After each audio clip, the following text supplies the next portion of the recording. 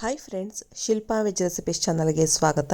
ಇವತ್ತು ನಾನು ಬ್ರೋಕೊಲಿನ ಬಳಸ್ಕೊಂಡು ಹೇಗೆ ಅದರಿಂದ ರುಚಿಯಾಗಿರುವಂತಹ ಒಂದು ಗ್ರೇವಿ ಮಾಡೋದು ಅಂತ ಹೇಳಿ ತೋರಿಸ್ತಾ ಇದ್ದೀನಿ. ಇದು ಆರೋಗ್ಯಕ್ಕೆ ಕೂಡ ತುಂಬಾ ಒಳ್ಳೆಯದು. ಈಗ ನಾನು ಬ್ರೋಕೊಲಿ ತೊಗೊಂಡಿದ್ದೀನಿ. ನಾನೇ ಆ್ಯಕ್ಚುಲಾಗಿ 2 ಗಡ್ಡೆ ಬ್ರೋಕೊಲಿನ ಇವತ್ತು ಬಳಸ್ಕೊಳ್ತಾ ಇದ್ದೀನಿ.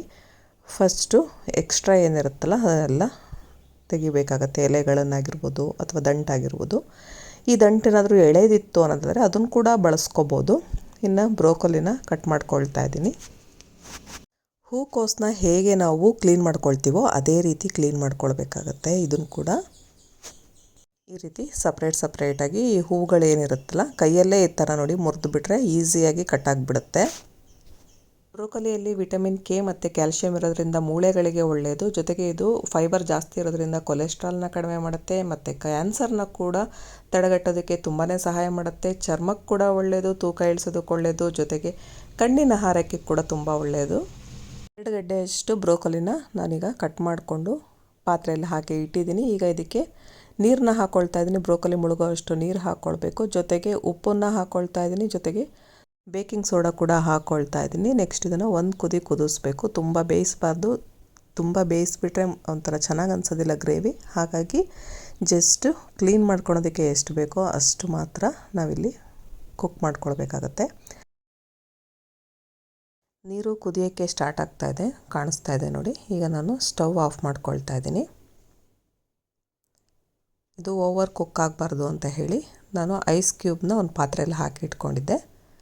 ಈಗ ಏನು ನಾವು ಬ್ರೋಕೊಲಿನ ಕ್ಲೀನ್ ಮಾಡ್ಕೊಂಡ್ವಿ ಅದನ್ನು ತೆಗೆದುಬಿಟ್ಟು ಈ ಐಸ್ ಕ್ಯೂಬ್ ಪಾತ್ರೆಗೆ ಹಾಕ್ಕೊಳ್ತಾ ಇದ್ದೀನಿ. ಇದರಲ್ಲಿ ಒಂದು 7ರಿಂದ 8 ಬ್ರೋಕೊಲಿನ ತೆಗೆದಿಟ್ಕೊಳ್ತಾ ಇದ್ದೀನಿ. ಇದನ್ನು ರುಬ್ಬೋದಕ್ಕೆ ಬಳಸ್ಕೊಳ್ತಾ ಇದ್ದೀನಿ. ಇನ್ನು ಉಳಿದಿರೋದನ್ನು ಗ್ರೇವಿ ಮಾಡೋದಕ್ಕೆ ಬಳಸ್ಕೊಳ್ತೀನಿ. ನೆಕ್ಸ್ಟು ಈಗ ನೀರೆಲ್ಲ ಬಸ್ದು ಇಟ್ಕೊಳ್ತಾ ಇದ್ದೀನಿ. ನೀರಿನಂಶ ಇರಬಾರ್ದು ಇದರಲ್ಲಿ. ನೀವು ಈ ರೀತಿ ಕ್ಲೀನ್ ಮಾಡ್ಕೊಂಡಾದಮೇಲೆ ಪ್ರತಿನಿತ್ಯ ಗ್ರೇವಿ ಎಲ್ಲ ಮಾಡ್ಕೊಳ್ಳೋದಕ್ಕೆ ಟೈಮ್ ಇರಲ್ಲ ಅನ್ನೋದಾದರೆ ಜಸ್ಟ್ ಉಪ್ಪು ನಿಂಬೆ ರಸ ಹಾಕ್ಕೊಂಡು ಕೂಡ ತಿನ್ಬೋದು. ನೆಕ್ಸ್ಟ್ ಮಿಕ್ಸಿ ಜಾರಿಗೆ ತೆಗೆದಿಟ್ಕೊಂಡಿರೋವಂತಹ ಬ್ರೋಕೊಲಿ, ಹಸಿಮೆಣಸು, ಪುದೀನ ಮತ್ತು ಕೊತ್ತಂಬರಿ ಸೊಪ್ಪು ಹಾಕ್ತಾಯಿದ್ದೀನಿ. ಜೊತೆಗೆ ಗೋಡಂಬಿ ಕೂಡ ಹಾಕ್ಕೊಳ್ತಾ ಇದ್ದೀನಿ. ನೆಕ್ಸ್ಟ್ ಇಲ್ಲಿ ಮೊಸರು ಹಾಕ್ಕೊಳ್ತಾ ಇದ್ದೀನಿ ಮತ್ತು ಸ್ವಲ್ಪ ನೀರು ಹಾಕಿ ಇದನ್ನು ರುಬ್ಕೊಳ್ತಾ ಇದ್ದೀನಿ. ಈಗ ರುಬ್ಬಾಗಿದೆ. ನೆಕ್ಸ್ಟು ಗ್ರೇವಿ ಮಾಡೋದಕ್ಕೆ ಬಾಣಲೆಗೆ ಎಣ್ಣೆ ಹಾಕ್ಕೊಳ್ತಾ ಇದ್ದೀನಿ. ಆಲಿವ್ ಆಯಿಲ್ ಕೂಡ ಬಳಸ್ಬೋದು ಅಥವಾ ಕೊಬ್ಬರಿ ಎಣ್ಣೆ ಬಳಸ್ಬೋದು. ಎಣ್ಣೆ ಕಾದ್ಮೇಲೆ ನಾನಿಲ್ಲಿ ಜೀರಿಗೆ ಹಾಕ್ಕೊಳ್ತಾ ಇದ್ದೀನಿ.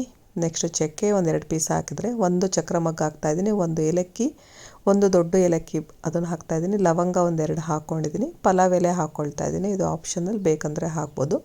ನೆಕ್ಸ್ಟ್ ಶುಂಠಿ ಬೆಳ್ಳುಳ್ಳಿ ಪೇಸ್ಟ್ ಹಾಕ್ಕೊಳ್ತಾ ಇದ್ದೀನಿ. ನೆಕ್ಸ್ಟ್ ಈರುಳ್ಳಿನ ಕಟ್ ಮಾಡಿ ಇಟ್ಕೊಂಡಿದ್ದೀನಿ, ಅದನ್ನು ಕೂಡ ಹಾಕಿದ್ದೀನಿ. ಈರುಳ್ಳಿ ಹಸಿ ವಾಸನೆ ಹೋಗಲಿವರೆಗೆ ಸ್ವಲ್ಪ ಹುರ್ಕೊಳ್ಬೇಕಾಗುತ್ತೆ.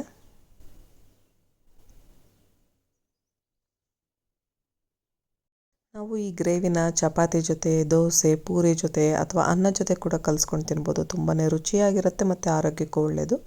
ಈಗ ಈರುಳ್ಳಿ ಫ್ರೈ ಆದಮೇಲೆ ಬ್ರೋಕೊಲಿ ಏನು ಕ್ಲೀನ್ ಮಾಡ್ಕೊಂಡಿದ್ವಿ ಅದನ್ನು ಹಾಕ್ಕೊಂಡಿದ್ದೀನಿ. ನೆಕ್ಸ್ಟ್ ಇದಕ್ಕೆ ಸ್ವಲ್ಪ ಅರಿಶಿನ ಪುಡಿ ಹಾಕ್ಕೊಳ್ತಾ ಇದ್ದೀನಿ. ಜೊತೆಗೆ ಸ್ವಲ್ಪ ಉಪ್ಪನ್ನು ಹಾಕ್ಕೊಳ್ತಾ ಇದ್ದೀನಿ. ಈಗ ಫ್ರೈ ಮಾಡ್ಕೊಳ್ಬೇಕು. ಈರುಳ್ಳಿ ಒಟ್ಟಿಗೆ ನಾವು ಬ್ರೋಕೊಲಿ ಬೇಯೋ ತನಕ ಫ್ರೈ ಮಾಡ್ಕೊಳ್ಬೇಕಾಗತ್ತೆ ಎಣ್ಣೆಯಲ್ಲಿ. 1/4 ಚಮಚದಷ್ಟು ಕಾಳುಮೆಣಸಿನ ಪುಡಿ ಹಾಕ್ತಾಯಿದ್ದೀನಿ. ಗರಂ ಮಸಾಲ ಕೂಡ ಅಷ್ಟೇ ಸ್ವಲ್ಪ ಹಾಕ್ಕೊಳ್ತಾ ಇದ್ದೀನಿ. ಈಗ ಇದಿಷ್ಟನ್ನು ಹಾಕಿ ಫ್ರೈ ಮಾಡ್ಕೊಳ್ತಾ ಇದ್ದೀನಿ.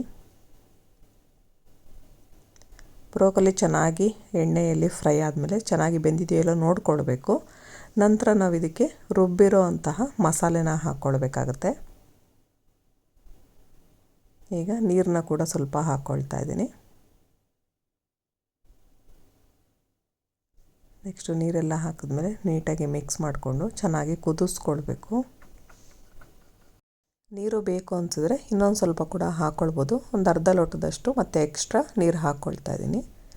ಈಗ ನೀಟಾಗಿ ಮಿಕ್ಸ್ ಮಾಡಿಕೊಂಡು ನಂತರ ಇದನ್ನು ಕುದಿಯೋದಕ್ಕೆ ಬಿಡಬೇಕು. ಒಂದು ಕುದಿ ಬಂದಮೇಲೆ ಸ್ವಲ್ಪ ಟೇಸ್ಟ್ ನೋಡ್ಕೊಳ್ಬೇಕು, ಉಪ್ಪು ಖಾರ ಎಲ್ಲ ಕರೆಕ್ಟಾಗಿದೆಯಾ ಅಂತ. ಚೆನ್ನಾಗಿ ಕುದಿ ಬಂದಿದೆ. ನಾನು ಸ್ಟವ್ ಕೂಡ ಆಫ್ ಮಾಡ್ಕೊಂಡಿದ್ದೀನಿ. ನಾನು ಇದನ್ನು ಇವತ್ತು ಪೂರಿ ಜೊತೆ ಸರ್ವ್ ಮಾಡ್ತಾಯಿದ್ದೀನಿ. ದೋಸೆ, ಚಪಾತಿ, ಅನ್ನ ಜೊತೆ ಎಲ್ಲದಕ್ಕೂ ಕೂಡ ಒಳ್ಳೆ ಕಾಂಬಿನೇಷನ್ನು, ಆರೋಗ್ಯಕ್ಕೆ ಕೂಡ ಒಳ್ಳೆಯದು.